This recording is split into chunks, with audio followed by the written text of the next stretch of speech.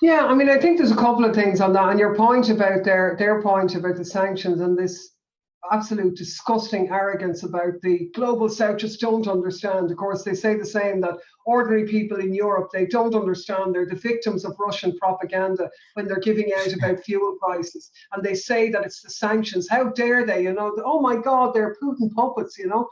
It's just this is what goes on all the time. And when I went, I said, sorry, excuse me, global south here, do you not think that it's actually not got to do with the fact that they're the victims of Russian propaganda, but actually a lot of those countries have been at the receiving end of interventionism from the US and NATO? This isn't the only war there's ever been. It's not that they agree with the war or anything like that, but they don't agree that escalating it is the answer either. And I mean, it's been really difficult for other states to hold their neutral line.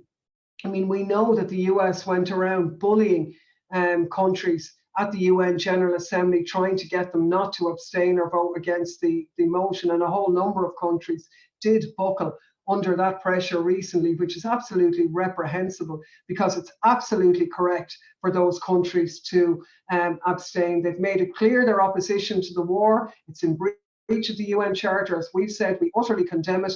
But the idea now that the US and NATO involvement in this is some sort of protector of democracy is just a sick joke. And we've had a lot around that. And within that, the role of the potential of a nuclear catastrophe has been dangerously ignored, I would say. So it's talked about. Sometimes it's talked about as, fake news. Oh, you're just saying that now just to sort of thing.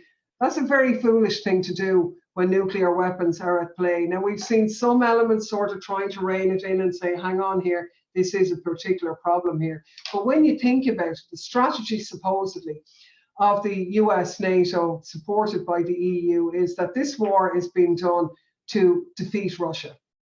Okay, so if there was ever a possibility of that happening, Russia are clearly going to go for the nuclear option. So it was just an absolute catastrophe. So that as a goal in and of itself is a ridiculous goal which can never be fulfilled. So they're completely wrong in that. And what they're doing is they're expecting the ordinary working class young fellas in Ukraine to be cannon fodder for their desire to wound Russia, and indeed Russian young men to be cannon fodder on the other side for this war to get on. And the interesting thing is that the billions of euros being spent by the US in continuing this war for Ukraine, none of it is ending up in Ukraine. Most of it is staying in the US, going as a present to the US arms companies. Weapons which are then flooding Ukraine, some of which nobody knows where they are, some of which they do know are appearing for sale on the dark web. It's been absolutely verified by Finnish intelligence, at a Europol meeting I was at as well, that these arms are getting into the hands of criminals as well. So no doubt there'll be blowback from that as well. It's utter lunacy that you would flood an area with arms in a way, but there's no end to it. So nuclear war, I mean, do I think it's likely? No. Do I think it's possible? Yes, it's always possible. And the problem is that once a war starts, it can always escalate. It's not that I think anybody will ever plan it, but you never know. You are playing with fire when it gets to this, and that is such an incredibly dangerous position, which I don't think the international community has taken seriously enough, because I think they see that then as giving some sort of a distorted advantage to Russia and whatever else. We cannot do that, which is just, it's sick. It's actually sick. And this is the new world order now. It's all about gangs, and you're in our gang or you're not. And that's what they're doing in the global south as well. And there's no doubt about it that once they finish with this, or even while it's going on, it's been so successful for them in using Ukraine to batter Russia.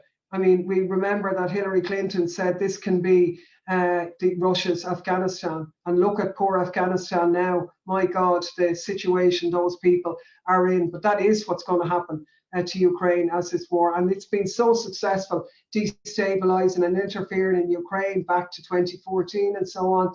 They're going to do the same in Taiwan. And they're moving on to China next. And they're ratcheted it up there now in the South China Sea, and we've more military expenditure, and we're hyping up all the tension, and we're getting other gang in here, and we're trying to woo India this way and put all the others in the other gang. It's pathetic, and the only winners are the military industrial complex.